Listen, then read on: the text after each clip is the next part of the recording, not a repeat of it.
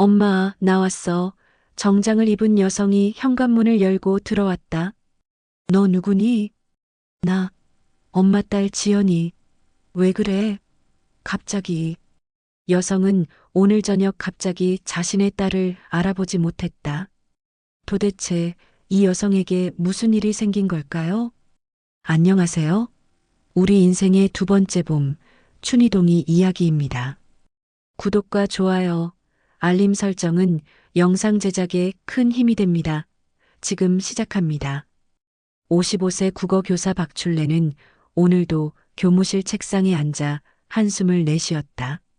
창밖으로 보이는 운동장에서는 아이들이 뛰어노는 소리가 들렸지만 그녀의 귓가에는 그저 소음으로만 들렸다. 조금만 버티면 퇴임이다. 입버릇처럼 되뇌던 말이었다. 30년 넘게 교단에 선 그녀에게 학교는 이제 더 이상 꿈을 키우는 곳이 아니라 그저 버텨내야 할 공간이었다. 아침마다 거울을 볼 때마다 늘어난 주름과 희끗희끗한 머리카락이 그녀를 맞이했다.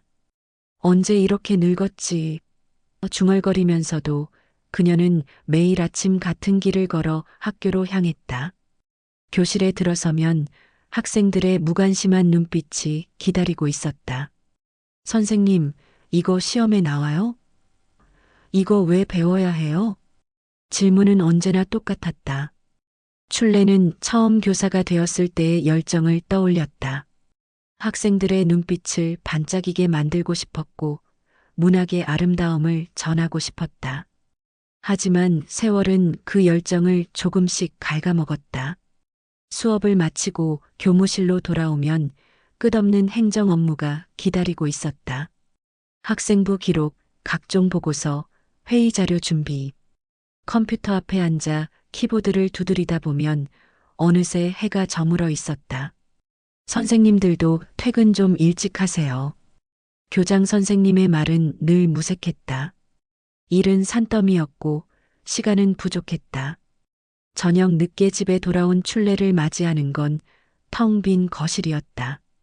남편 광렬은 회사 야근, 큰딸 지연은 회사 회식, 둘째 딸 도연은 대학원 세미나. 가족들은 각자의 삶에 바빴다. 출래는 냉장고에서 반찬을 꺼내 혼자 저녁을 먹었다.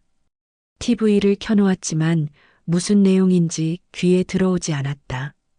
주말 저녁 오랜만에 가족들이 모두 모였다.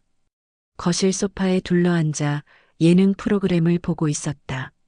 엄마 이제 좀 쉬세요. 지연이 엄마를 힐끗 보더니 조심스럽게 말을 꺼냈다. 정년까지 얼마 안 남았는데 휴직하시는 건 어때요? 도연도 거들었다.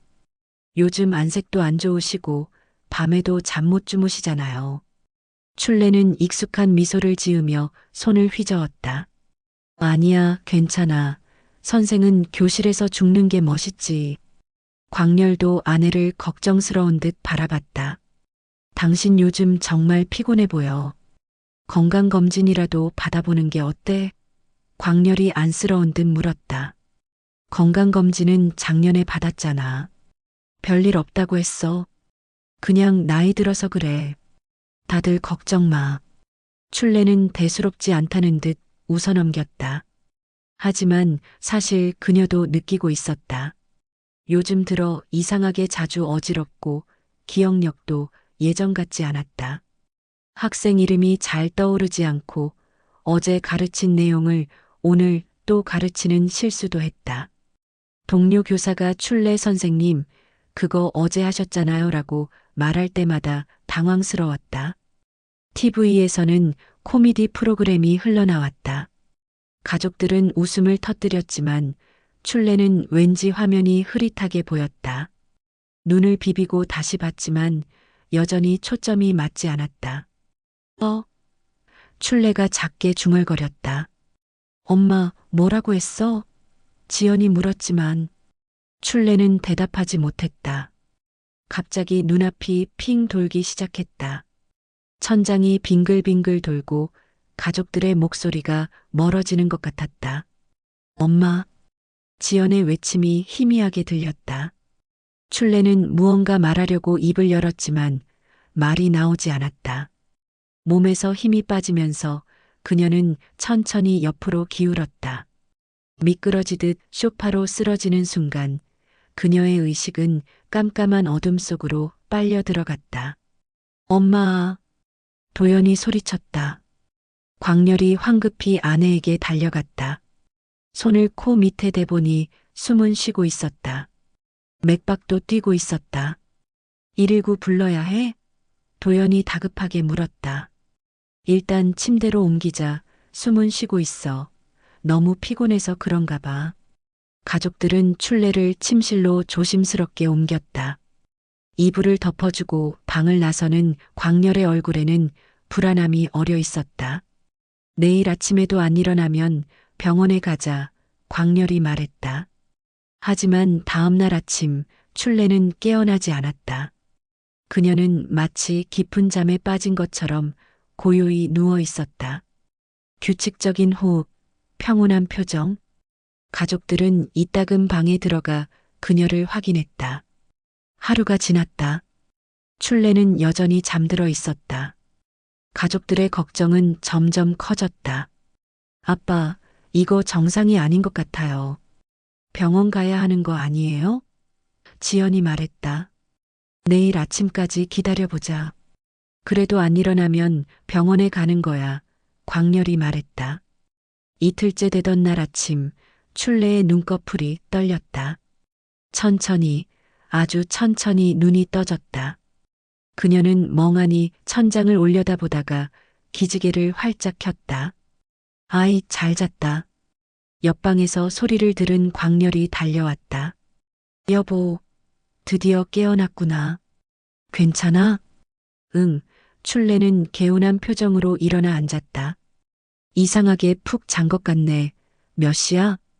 출래가 궁금한 듯 물었다. 아침 7시야.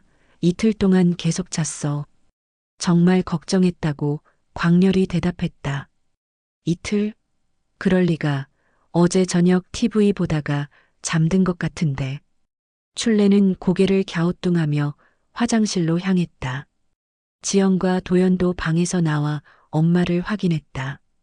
엄마, 괜찮으세요? 그래, 괜찮아. 너희들 회사 가고 학교 가야지. 엄마 걱정하지 말고. 평소와 다름없는 엄마의 모습에 가족들은 안도의 한숨을 쉬었다. 그래도 오늘은 집에서 쉬는 게 좋겠어.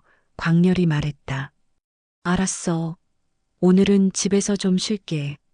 가족들은 각자 출근 준비를 하며 출래를 몇 번이고 확인했다. 출래는 웃으며 손을 흔들었다. 됐어. 가봐. 다들 늦겠다. 현관문이 닫히고 집안이 조용해졌다. 혼자 남은 출래는 거실을 둘러봤다. 뭔가 조금 낯설었다. TV가 예전보다 얇아 보였고 벽에 걸린 가족 사진들도 기억과 조금 달랐다. 우리 집 리모델링이라도 했나? 기억이 가물가물하네. 출래는 고개를 저으며 부엌으로 향했다. 냉장고 문을 열었더니 안에 있는 식재료들도 낯설었다. 이건 언제 샀더라. 하지만 대수롭지 않게 생각하며 청소 도구를 꺼냈다. 오랜만에 대청소나 할까? 걸레질을 하고 창문을 닫고 먼지를 털었다. 오랜만에 몸을 움직이니 기분이 상쾌했다. 한참을 청소하다 보니 어느새 오전이 훌쩍 지나갔다. 점심을 먹고 난 뒤 출래는 침실 거울 앞에 섰다. 거울 속 자신의 얼굴을 가만히 들여다봤다. 주름진 얼굴과 희끗한 머리카락. 하지만 이상하게도 오늘따라 젊어 보이는 것 같았다. 내가 이렇게 젊었나? 그녀는 거울에 비친 자신을 보며 환하게 미소 지었다. 뭔가 설명할 수 없는 활력이 온몸에 퍼지는 것 같았다. 아직 젊은데 뭘, 한창이지 한창. 출래는 흥얼거리며 거실로 돌아갔다. 창밖으로 햇살이 따스하게 비치고 있었다. 저녁 6시 부엌에서 저녁 준비를 하고 있었다. 김치찌개가 보글보글 끓고 있었고 도마 위에는 파와 마늘이 놓여 있었다. 하루 종일 대청소를 하고 나니 몸은 피곤했지만 기분은 상쾌했다. 오늘은 고기 반찬도 해야겠네. 냉장고에서 삼겹살을 꺼내는 순간 현관문이 열리는 소리가 들렸다. 엄마, 나왔어. 밝은 목소리와 함께 정장을 입은 여자가 들어섰다. 첫째 지연이었다. 출레는 잠시 멈칫했다. 고개를 갸우뚱하며 앞치마를 두른 채 현관 쪽을 바라봤다. 그래. 출레는 눈을 가늘게 뜨고 그 여자를 위아래로 훑어봤다.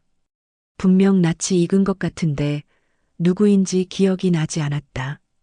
너 누구니? 나. 지연은 구두를 벗으며 어리둥절한 표정을 지었다. 무슨 소리야? 너 누구냐니까? 출레가 재차 물었다. 나, 지연이, 엄마 딸, 예쁜 전지연. 지연은 장난스럽게 웃으며 대답했다. 순간 출레의 눈이 커졌다. 맞아. 내가 연예인 전지연처럼 예쁘게 태어나라고 이름을 그렇게 지었지. 그런데 눈앞의 여자는 너무 컸다. 아무리 봐도 어른이었다. 근데 너 언제 이렇게 컸어? 출레는 어리둥절한 표정으로 물었다.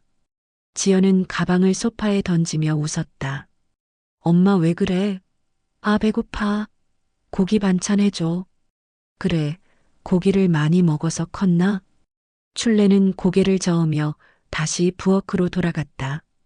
뭔가 이상했지만 정확히 뭐가 이상한지 알 수 없었다. 10분쯤 지나 또다시 현관문이 열렸다. 엄마 저 왔어요. 이번에는 캐주얼한 옷차림의 젊은 여자가 들어왔다. 둘째 도연이었다. 출레는 프라이팬을 들고 있다가 고개를 돌렸다. 넌 또 누구니? 응? 도연은 현관에서 신발을 벗으며 눈을 깜빡였다. 나, 뭐야? 엄마 예쁜 딸 도연이죠.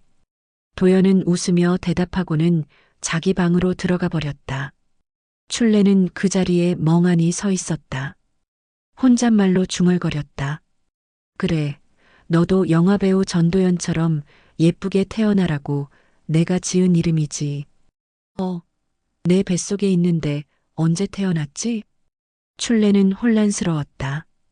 분명 도연이는 아직 태어나지 않았을 텐데 방금 들어온 저 여자는 누구란 말인가? 식탁에 저녁상을 차리면서도 출레의 머릿속은 복잡했다. 얼굴은 낯익은데 이름도 맞는 것 같은데 뭔가 이상했다. 광렬이 퇴근해서 들어왔다. 다들 왔구나. 여보 많이 차렸네? 응, 오늘 기분이 좋아서. 가족 4명이 식탁에 둘러앉았다. 출레는 밥을 뜨면서도 계속 지연과 도연을 힐끗힐끗 쳐다봤다. 엄마 왜 자꾸 쳐다보세요? 도연이 웃으며 물었다. 아니야, 아무것도 아니야. 엄마 오늘 하루 어떻게 보냈어? 지연이 김치찌개를 떠먹으며 물었다. 집 청소하고 빨래하고 그냥 집에 있었지. 몸은 괜찮아? 응, 괜찮아. 너무 괜찮아. 식사가 진행되는 동안 출레는 계속 이상한 행동을 보였다. 지연에게 너 학교 몇 학년이니? 라고 물었다가 도연에게는 너는 언제 태어났어? 라고 물었다. 광렬은 젓가락을 놓고 아내를 바라봤다. 여보 정말 괜찮아? 응? 왜? 오늘 하루 종일 이상한 점은 없었어? 없었어. 아, 그런데 출레는 잠시 머뭇거렸다. 집이 좀 낯설더라. 리모델링 했어? 지연과 도연이 서로를 쳐다봤다. 뭔가 심상치 않았다. 엄마 우리 집 리모델링 안 했어요. 10년째 똑같아요. 도연이 대답했다. 그래? 이상하네. 내 기억엔 출레는 말을 흐렸다. 광렬은 밥을 먹으면서도 계속 아내를 관찰했다. 아침에는 멀쩡해 보였는데 저녁이 되니 뭔가 이상했다. 여보, 오늘이 몇 년도인지 알아? 그야 2000년이지. 새천년 맞았잖아. 순간 식탁이 조용해졌다. 지연의 손에서 숟가락이 떨어질 뻔했다. 엄마 지금 2025년이야. 무슨 소리야? 그럴 리가 없어. 어제가 1999년 12월 31일이었는데? 엄마, 도연이 놀란 목소리로 외쳤다. 지금 2025년 맞아요. 출레는 웃었다. 너희들 장난치는 거지? 25년이 지났다니 말도 안 돼. 광렬은 숟가락을 내려놓았다. 아내의 눈동자를 똑바로 바라봤다.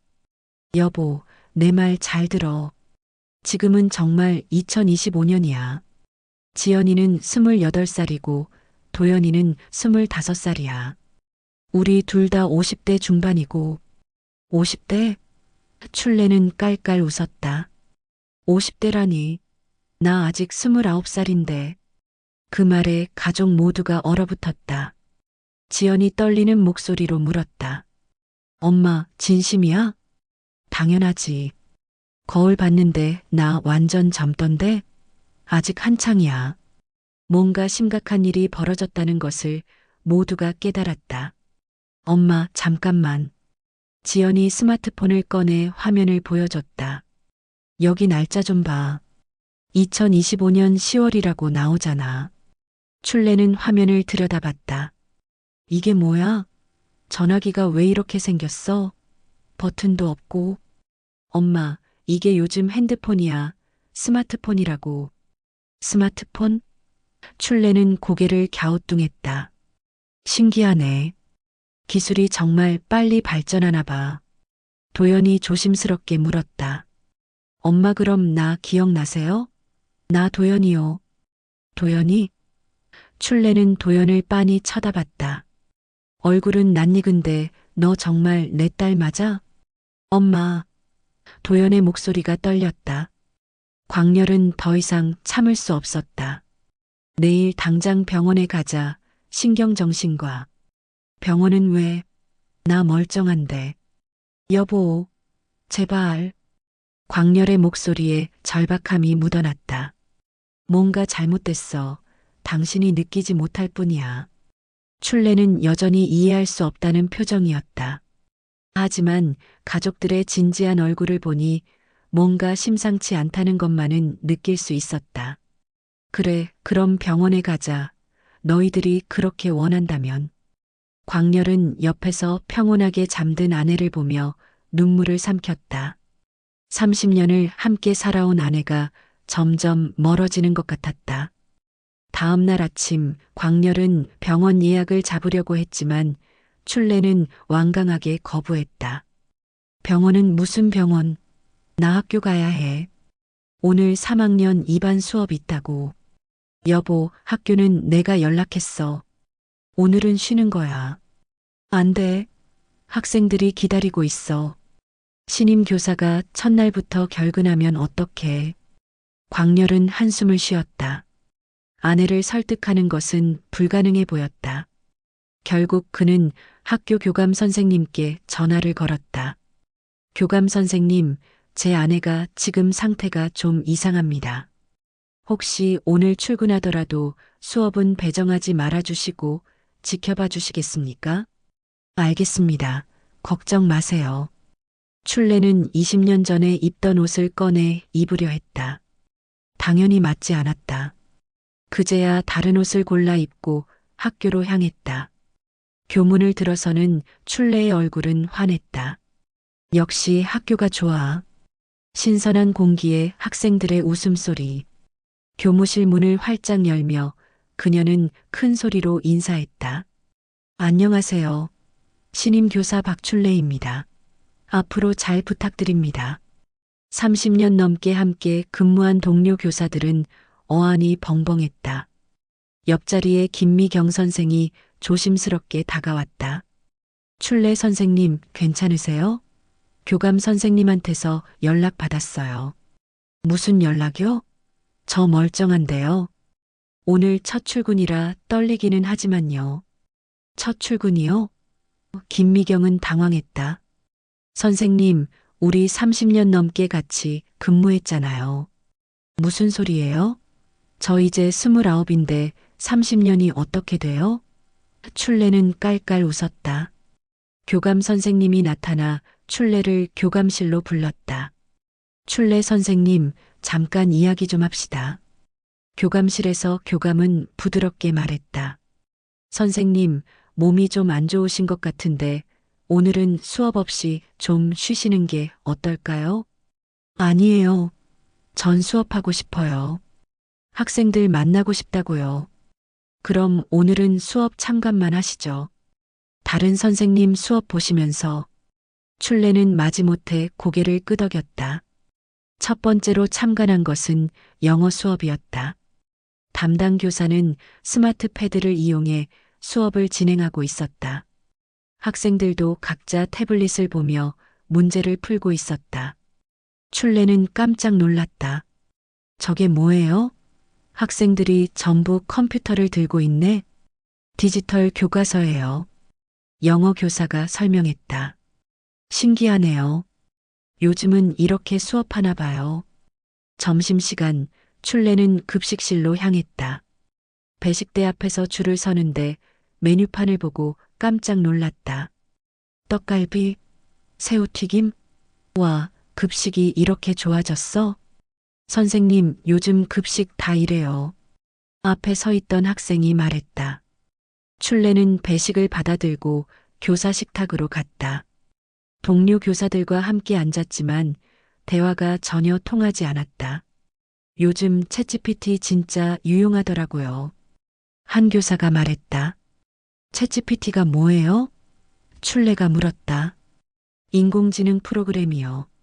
선생님 수업 준비할 때 많이 쓰시잖아요. 인공지능? 출레는 눈을 동그랗게 떴다. SF 영화에서나 나오는 거 아니에요? 동료 교사들은 서로 눈빛을 교환했다. 오후에는 체육 시간이었다. 운동장에서 학생들이 농구를 하고 있었다. 굴러온 농구공을 보고 습관적으로 집어 던졌는데 공이 멋지게 포물선을 그리며 골대에 정확히 들어갔다. 우와! 학생들이 환호성을 질렀다. 3점. 선생님 대박. 출레는 자신의 손을 내려다봤다. 나에게 이런 재능이 있었나? 체육교사가 다가왔다. 출레 선생님, 농구 잘하시네요. 그러네요. 출레가 의아해하며 말했다. 한 번 더 해보세요. 이번엔 더 먼 거리에서 던졌다. 또다시 골인이었다. 학생들은 스마트폰을 꺼내 영상을 찍기 시작했다. 선생님, 인스타에 올려도 돼요? 인스타가 뭔데? SNS요. 그래, 마음대로 해라. 그날 저녁 출레의 농구 영상은 학교 온라인 커뮤니티에 퍼졌다. 국어쌤이 농구 천재였네, 크크크. 대박. 박출레 쌤 레전드. 하교 전 출레는 수학 수업이 있는 교실 앞을 지나가다 칠판에 적힌 복잡한 미적분 문제를 발견했다. 3학년 학생들도 풀지 못한 어려운 문제였다. 순간 머릿속이 환하게 밝아지는 느낌이 들었다. 손이 저절로 움직여 분필을 잡았다. 이 문제는 이렇게 치환하고 여기서 적분 범위를 나누면 순식간에 문제가 풀렸다. 지켜보던 수학교사가 입을 벌렸다. 출레 선생님, 언제부터 수학을 이렇게 잘하셨어요? 에이, 이 정도는 기본 아니에요? 고등학교 때 다 배운 건데. 이 문제 우리 반 상위권 학생들도 못 풀었는데. 소문은 빠르게 퍼졌다. 국어 선생님이 농구도 잘하고 수학도 푸는 가출레라는 별명이 생겼다. 학생들은 복도에서 출레를 볼 때마다 가출레 하고 외쳤다. 출레는 그 의미도 모른 채 손을 흔들며 웃었다. 방과 후 출레는 교무실로 돌아와 컴퓨터 앞에 앉았다. 하지만 모니터를 켜는 법을 몰랐다. 이거 어떻게 켜는 거지? 버튼이 어디 있지? 옆자리 교사가 도와주었다. 여기 누르시면 돼요. 화면이 켜지자 출레는 감탄했다. 우와, 화면이 정말 선명하네. 선생님, 업무 시스템 들어가셔야죠? 업무 시스템? 네, 나이스요. 매일 들어가시잖아요. 춘례는 당황했다. 무슨 말인지 하나도 몰랐다. 집으로 돌아가는 길, 춘례는 하루를 떠올렸다. 학교는 좋았지만 뭔가 모든 게 낯설었다. 학생들의 언어, 교실의 기기들, 동료 교사들의 대화. 내가 뭘 모르는 걸까? 현관문을 열고 들어서자 지연이 소파에 앉아 있었다. 엄마, 학교 어땠어? 좋았어. 근데 좀 이상하더라. 모든 게 너무 발전했어. 지연은 걱정스러운 얼굴로 엄마를 바라봤다. 내일은 정말 병원에 가야 해. 병원은 왜 자꾸 가래? 춘례는 짜증스럽게 대답했다. 엄마가 이상해졌어. 가족들도 못 알아보고 시간 감각도 없고. 무슨 소리야? 나 멀쩡한데. 오늘 농구도 하고 수학 문제도 풀었어. 지연은 한숨을 쉬었다. 엄마를 설득하는 것은 불가능했다. 그날 밤 식사 시간, 춘례는 또다시 이상한 말을 했다. 지연아, 너 내일 유치원 가니? 엄마, 나 회사 다녀요. 회사? 3살짜리가? 광렬은 더 이상 참을 수 없었다. 여보, 제발 정신 좀 차려. 하지만 춘례는 웃기만 했다. 여보, 왜 그래? 나 괜찮은데? 가족들의 불안은 점점 깊어져만 갔다. 일주일이 지났다. 춘례의 상태는 나아지지 않았다. 아니, 오히려 더 심해졌다. 학교에서는 춘례를 전설로 만들고 싶어 했다. 학생들은 그녀를 따랐고 SNS에는 그녀의 영상이 넘쳐났다. 하지만 가족들의 마음은 날로 무거워졌다. 어느 날 저녁 춘례는 TV를 보다가 갑자기 소리쳤다. 2002년 한일 월드컵 4강? 말도 안 돼. 한국이 축구를 그렇게 잘한다고? 엄마, 그거 23년 전 일이에요. 진짜 있었던 일이고요. 도연이 설명했다. 거짓말. 월드컵은 아직 안 열렸어. 2002년은 2년 뒤잖아. 엄마, 지금 2025년이라니까요. 아니야. 2000년이야. 춘례는 화를 냈다. 너희들 왜 자꾸 나를 속이려고 해? 지연이 다가가 엄마의 손을 잡았다. 엄마, 우리가 왜 엄마를 속여? 진짜야. 진짜라면 춘례는 잠시 멈칫했다. 그럼 내가 늙었다는 거야? 55살이라고? 네, 엄마. 춘례는 거울 앞으로 걸어갔다. 자신의 얼굴을 가만히 들여다봤다. 주름, 흰머리, 처진 피부. 하지만 그녀의 눈에는 여전히 젊은 자신이 보였다. 아니야, 난 30살이야. 거울이 이상한 거야. 광렬은 더 이상 참을 수 없었다. 그는 술잔을 기울이며 눈물을 삼켰다. 춘례야, 제발 정신 좀 차려줘. 나 이제 못 견디겠어. 여보는 왜 그래? 무슨 일 있어? 춘례가 조심스럽게 물었다. 무슨 일 있냐고? 광렬의 목소리가 높아졌다. 당신이 나를 못 알아봐. 30년을 같이 살았는데 당신 눈에 나는 누구야? 춘례는 당황했다. 당연히 내 남편이지. 정광렬. 33살. 나 지금 58살이야. 광렬이 소리쳤다. 58살. 춘례는 웃었다. 여보, 농담 그만해. 33살이잖아. 우리 결혼한 지 4년 됐고. 광렬은 주저앉아 울었다. 30년을 함께한 아내가 자신을 알아보지 못한다는 사실이 너무나 고통스러웠다. 지연과 도연도 눈물을 흘렸다. 엄마는 분명 거기 있는데 진짜 엄마는 사라진 것 같았다. 다음 날 춘례는 수업 도중 갑자기 머리가 핑 돌았다. 춘례는 벽을 잡고 중심을 잡으려 했지만 몸이 휘청거렸다. 선생님, 학생들이 소리쳤다. 춘례는 고개를 저었다. 괜찮아, 괜찮아. 그냥 좀 어지러워서. 하지만 다음 순간 그녀의 눈앞이 깜깜해졌다. 무릎에서 힘이 빠지며 그대로 바닥에 쓰러졌다. 병원에 온 출레는 여전히 의식이 없었다. 출레를 검진한 의사와 간호사들이 갑자기 바빠졌다. 보호자분, 환자분 최근에 행동 변화가 있었나요? 의사가 물었다. 네, 일주일 전부터 기억에 혼란이 있었습니다. 25년 전에 살고 있다고 믿고 있어요. 광렬이 대답했다. 그렇군요. 정밀 검사가 필요합니다. 의사가 말했다. 출레는 곧바로 정밀 검사에 들어갔다. CT 촬영이 끝나고 1시간 뒤 결과가 나왔다. 신경과 전문의는 영상을 가리키며 설명했다. 여기 보이시죠? 측두엽 부근에 종양이 있습니다. 종양? 광렬의 얼굴이 창백해졌다. 크기는 약 2cm 정도입니다. 포도할 만하죠. 이 종양이 기억을 담당하는 부위를 압박하고 있습니다. 그래서 기억 혼란과 인격 변화가 나타난 겁니다. 수술이 필요합니다. 가능한 빨리. 수술하면 나아지나요? 광렬이 물었다. 의사는 잠시 침묵했다. 최선을 다하겠습니다. 하지만 종양의 위치가 깊고 중요한 부위라서 장담할 수는 없습니다. 광렬은 고개를 숙였다. 지연과 도연도 병원에 도착했다. 아빠, 엄마는요? 지연이 물었다. 수술해야 한대. 뇌에 종양이 있어. 광렬이 말했다. 종양?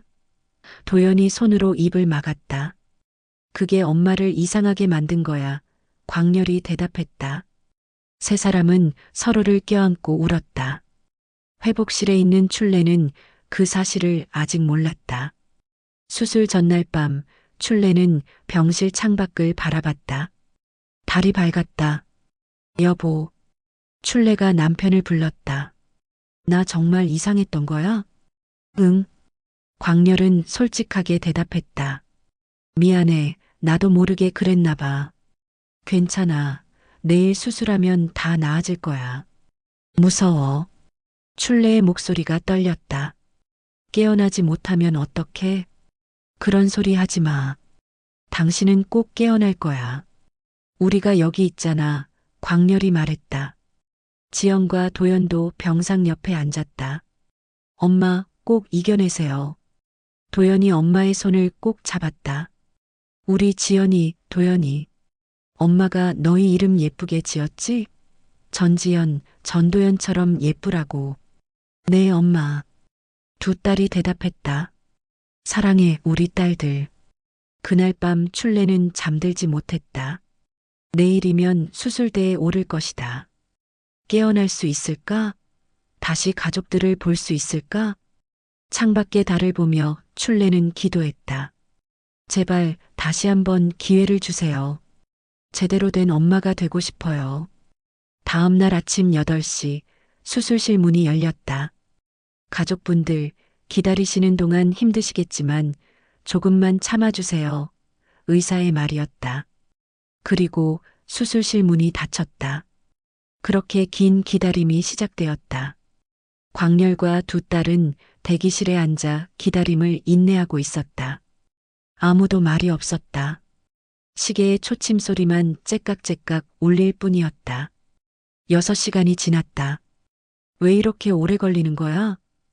도연이 불안한 목소리로 물었다. 복잡한 수술이라 그래. 조금만 더 기다리자. 광렬이 대답했지만 그의 목소리도 떨리고 있었다. 10시간째 지연은 복도를 오가며 기도했다. 제발, 제발 엄마가 무사하게 해주세요. 12시간째 마침내 수술실 불빛이 꺼졌다. 문이 열리고 수술복을 입은 의사가 나왔다. 의사는 마스크를 벗으며 지친 미소를 지었다. 성공했습니다. 종양은 완전히 제거했습니다. 그 순간 세 사람은 서로를 껴안고 울었다. 안도의 눈물이었다. 다만 의사가 덧붙였다. 회복까지는 시간이 필요합니다. 뇌수술이라 언제 깨어날지 정확히 예측하기 어렵습니다. 얼마든지 기다릴 수 있어요. 광렬이 말했다. 출레는 중환자실로 옮겨졌다. 온갖 기계에 연결된 채 고요히 누워 있었다. 가족들은 유리창 너머로 그녀를 바라봤다. 사흘째 되던 날, 출레는 천천히 눈을 뜨고 있었다. 희미하게 초점이 맞춰지더니 주변을 둘러봤다. 여기가 어디지? 여보, 광렬이 다가갔다. 출레는 남편을 바라봤다. 그리고 천천히 미소 지었다. 여보 맞지? 그래, 나야, 나 광렬이. 정광렬, 출레는 그 이름을 되뇌었다. 내 남편. 그래, 내 남편이야.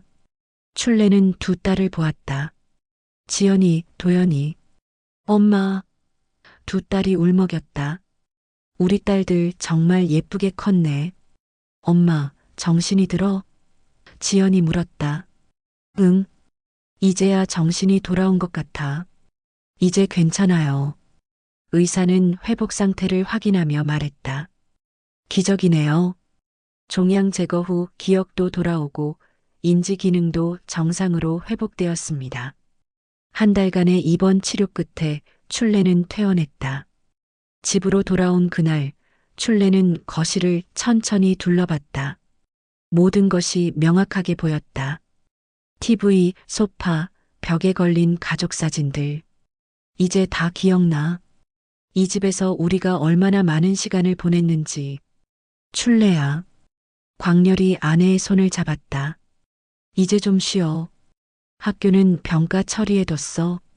출레는 고개를 저었다. 아니야. 학교에 가야 해. 뭐? 광렬이 놀라 물었다. 아직 몸 회복 중인데? 여보, 나 깨달았어. 그동안 학교를 그냥 버티기만 했던 것 같아. 조금만 버티면 퇴임이다라고만 생각했지. 하지만 이제 알겠어. 내게 남은 시간이 얼마나 소중한지. 나한테 아직 7년이나 남았어. 이번엔 제대로 하고 싶어. 열정적으로 학생들 눈을 반짝이게 만들고 싶어.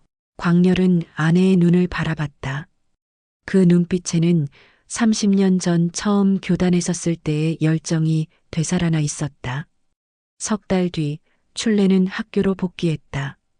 교무실 문을 열자 동료 교사들이 박수로 맞이했다. 출레 선생님, 돌아오신 거 환영합니다.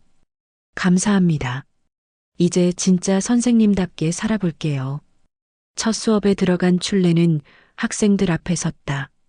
예전과는 달랐다. 눈빛이 살아있었다.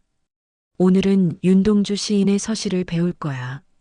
하지만 그냥 외우는 게 아니라 시인이 왜 이 시를 썼는지, 어떤 마음이었는지 함께 느껴보자.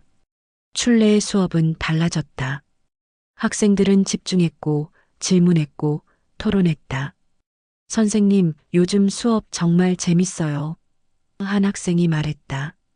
선생님도 너희들 가르치는 게 이렇게 행복한 줄 몰랐어. 방과 후에는 문학 동아리를 만들었다. 학생들과 함께 시를 쓰고 소설을 읽고 토론했다. 선생님, 저 나중에 작가가 되고 싶어요. 한 학생이 말했다. 꿈을 가진 게 멋지구나. 선생님이 응원할게. 출레는 매일 아침 학교에 가는 것이 즐거웠다. 더 이상 버티는 게 아니었다. 살아있음을 느꼈다. 주말에는 뇌 건강 강연도 시작했다. 첫 강연장에 섰을 때 출레는 떨렸다. 하지만 청중들의 눈을 보자 용기가 생겼다. 안녕하세요. 저는 박출레입니다. 55년을 살다가 갑자기 25년 전으로 돌아간 사람입니다. 청중들이 귀를 기울였다. 뇌종양 때문이었어요. 포도알 만한 작은 종양이 제 인생을 완전히 바꿔놓았죠. 가족도 못 알아보고 시간도 잊고 저 자신조차 잃어버렸어요. 출레는 자신의 이야기를 담담하게 풀어놓았다. 쓰러지던 날, 착각하던 일주일, 그리고 수술과 회복까지. 우리 몸은 신호를 보냅니다. 두통, 어지러움, 기억력 저하. 사소해 보이지만 중요한 신호들이죠. 제발 무시하지 마세요. 조기에 발견하면 치료할 수 있습니다. 강연이 끝난 후 많은 사람들이 다가와 감사 인사를 전했다. 선생님 이야기 듣고 용기 얻었어요. 저도 병원 검진 받아봐야겠어요. 춘례는 뿌듯함을 느꼈다. 자신의 고통이 누군가에게 도움이 되고 있었다. 어느 날 저녁, 온 가족이 모여 저녁을 먹고 있었다. 엄마, 요즘 뭐 보세요? 도연이 물었다. 춘례는 장난스럽게 대답했다. 얘들아, 요즘은 봉숭아학당 대신 뭐 보니? 엄마, 이제 그만하세요. 온 가족이 웃음을 터뜨렸다. 춘례도 함께 웃었다. 그녀는 알고 있었다. 춘례 자신의 이름처럼 봄은 언제나 다시 온다는 것을.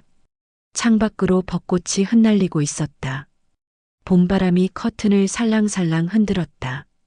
아무리 추운 겨울이 와도 결국 봄은 돌아온다. 박춘래의 삶도 그랬다. 긴 어둠을 지나 다시 찾아온 봄. 춘래는 매일 아침 거울을 보며 말한다. 오늘도 좋은 하루야. 살아있다는 게 얼마나 감사한지. 그리고 창문을 열어 신선한 공기를 마신다. 봄바람이 부드럽게 볼을 스친다. 박춘래의 집에는 오늘도 새로운 봄이 찾아온다. 끝까지 시청해 주셔서 감사합니다. 세월이 흘러도 마음은 여전히 봄입니다. 다음 춘희동이 이야기에서 만나요.